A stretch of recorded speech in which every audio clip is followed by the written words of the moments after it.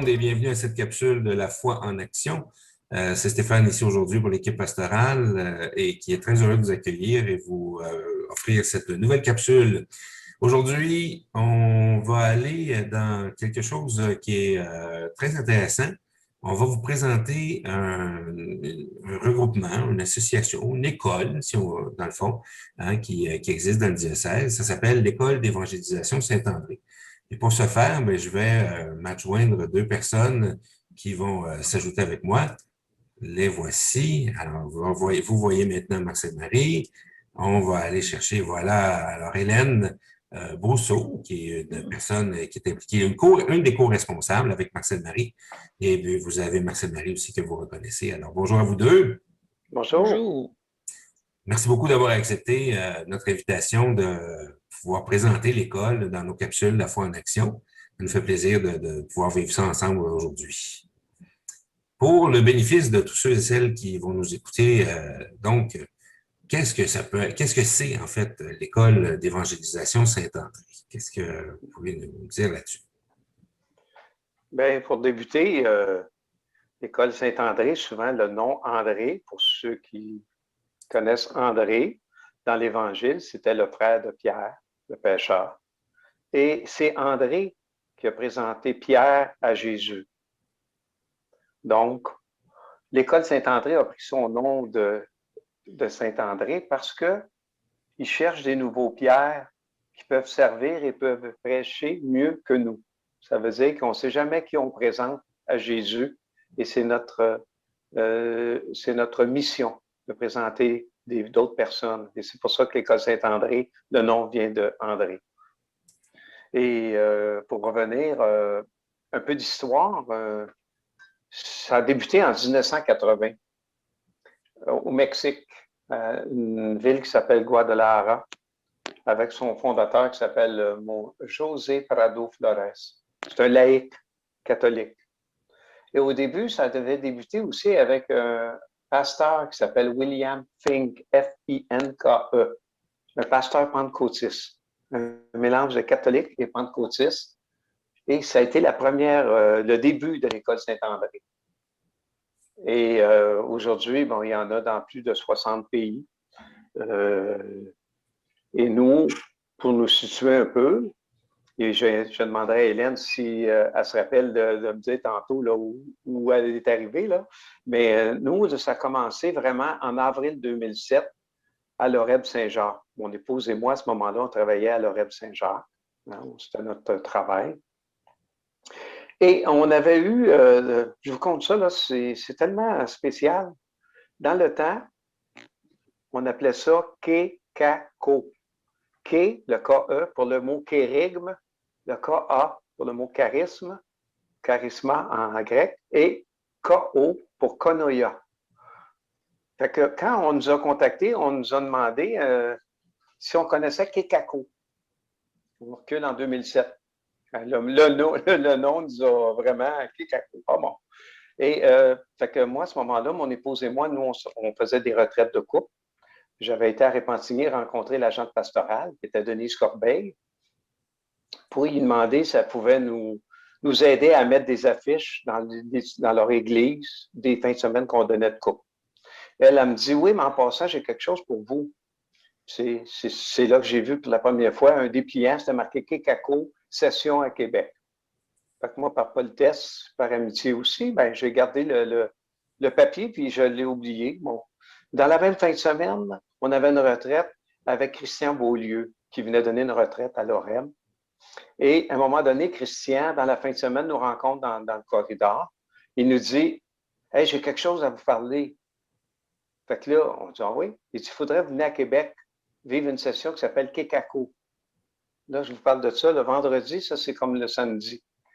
Et le dimanche, je reçois un coup de téléphone de l'abbé Nicolas Tremblay qui me dit, je m'en vais à Québec vivre une session. Je ne dis pas Kekako. Il dit oui. Fait que c'est comme ça que ça a commencé. Comme ça que ça a débuté en 2007. Lui est allé au mois de janvier. Nous, on est allé au mois d'avril 2007. Et ça a commencé à Québec, à la Maison du Renouveau, en janvier 2007. dirais que c'est toute une série de coïncidences qui ont fait que Marcel-Marie, tu sois présenté à cette organisation-là, hein, les différents moyens qui t'ont appelé à aller vivre ça.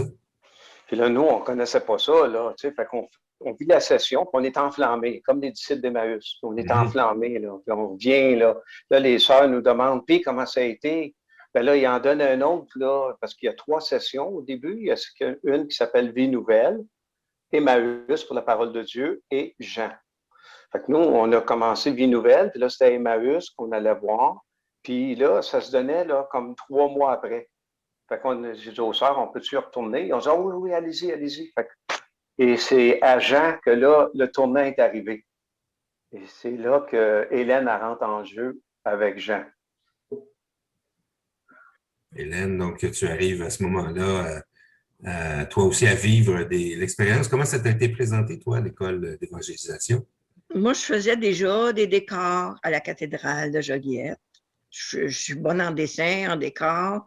Et Nicolas Tremblay vient me voir et dit, me ferais-tu des dessins pour l'école d'évangélisation? Ben, j'ai dit, je vais y penser, là, parce que j'ai bien des affaires à faire.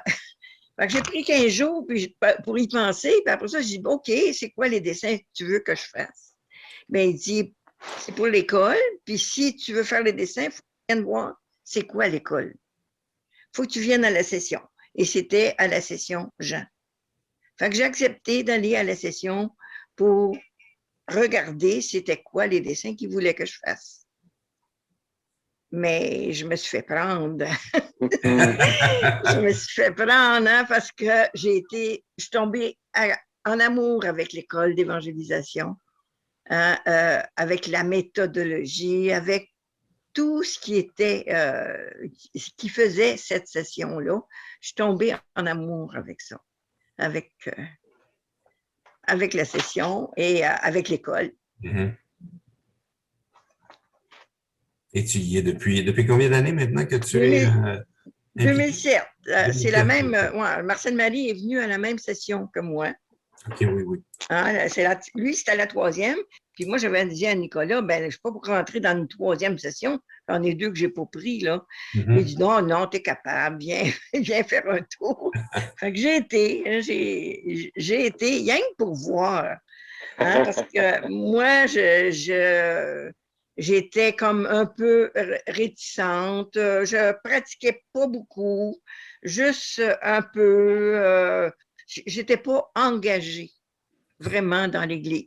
J'étais engagée au niveau décoration, là, mais engagée au niveau spirituel, au niveau de la prière, au niveau de l'engagement, au niveau des autres participants dans l'Église, je n'étais pas engagée. Et cette session-là hein, a fait que j'ai été tellement touchée que j'ai accepté de m'engager. Et, tu sais, je pratiquais comme avec des obligations. J'étais catholique, donc c'était obligé de faire ci, ça, ça.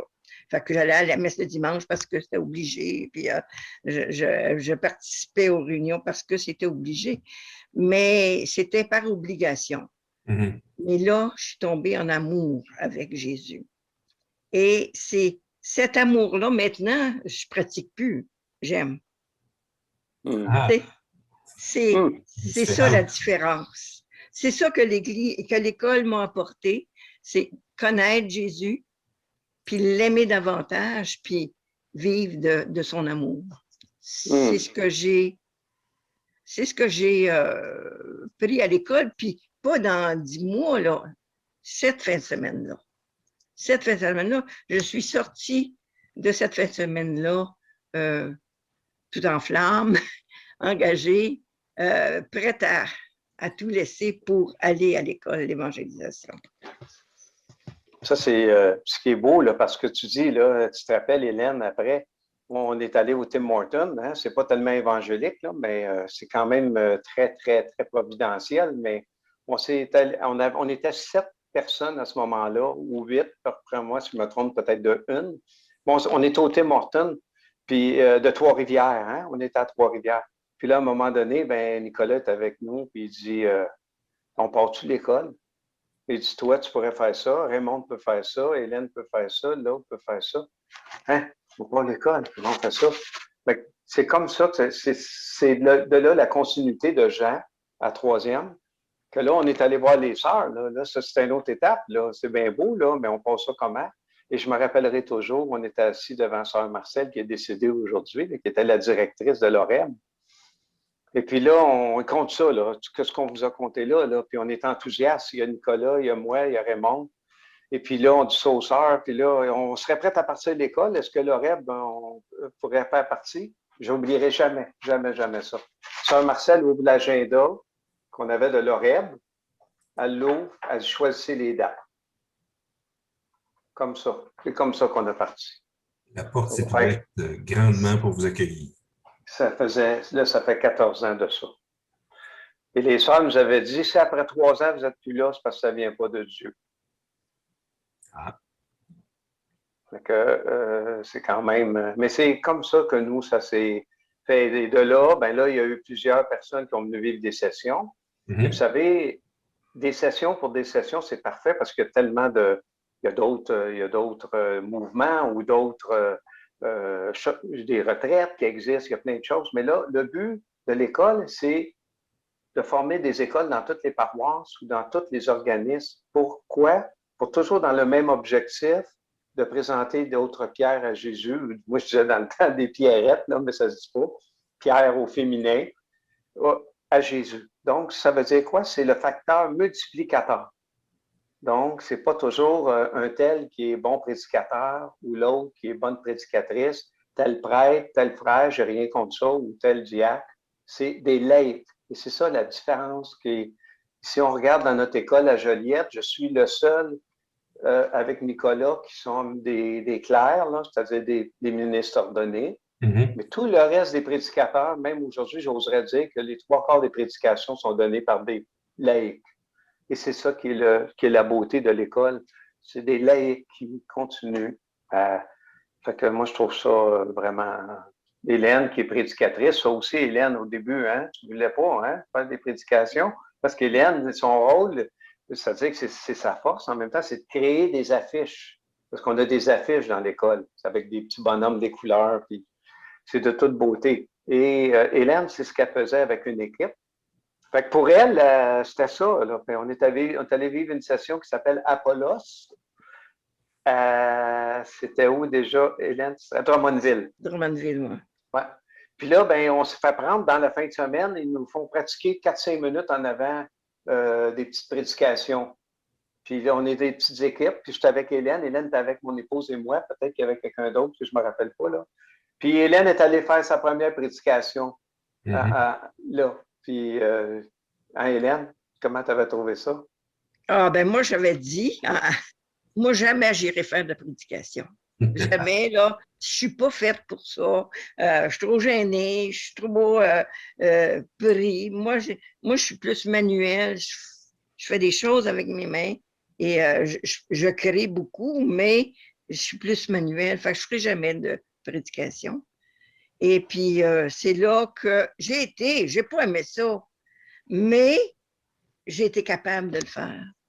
Et c'est ça, comme c'est Dieu ne choisit pas les gens capables, hein, mais il les rend capables. Et moi, j'ai vraiment eu confiance en Dieu pour qu'il me rende capable de le faire un jour, la prédication. Puis après ça, ben, tranquillement, là, je suis venue à bout d'en faire une complète. Puis après une, c'est un autre, puis un autre. Puis après ça, le feu m'a pris là, de faire des prédications aussi. Hein? C'est comme un entraînement à le faire. Puis quand on prend plus d'habilité à le faire, fait que je suis venue à bout de sortir de ma coquille et d'être capable de faire des prédications. Au début, tu n'aimais pas ça. Maintenant, comment tu trouves ça? Moi, maintenant, j'aime beaucoup ça parce qu'il y a beaucoup de recherches à faire quand on prépare une prédication. Et j'aime parler de Jésus. J'aime la parole. Hein? C'est pour moi parler. hein, du Seigneur, parler de Dieu, parler de Jésus ressuscité et le faire aimer. C'est ça, plus mon but quand je fais de la prédication, pour aimer le Seigneur. Bon. Faire connaître, en parler pour le faire connaître, puis faire que des gens se présentent à lui, à Dieu, à Jésus pour qu'ils puissent faire partie de leur vie. C'est ça qui nous touche le plus là, dans tout ça. Oui. Je trouve ça intéressant, notre belle discussion. On apprend beaucoup.